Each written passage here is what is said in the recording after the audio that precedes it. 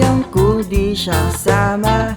Dahil hindi liligaya buhay, lagi magulo kung siya ay wala sa buhay mo. Ano mong kaligayahan sa Diyos mo makikita, kaya siyang ay hanapin mo na kayang magmahal sa tulad mo.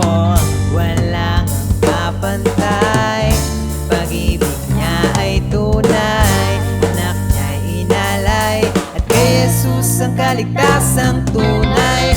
Huwag ka nang lumayo pa, sa kanya ay liligaya. Ikaw ay magtiwala na, pag-ibig niya wagas umasa ka.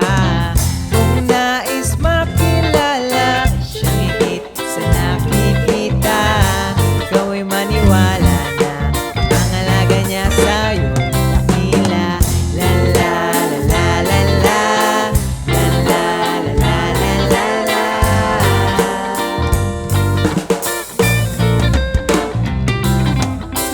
La la la la la, la la la la la la.